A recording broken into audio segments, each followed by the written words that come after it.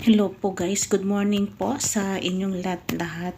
Ina-introduce ko po sa inyo guys itong herbal po na blackening shampoo na bili ko po online. Tapos ito yung kanyang laman na tinanggal ko po.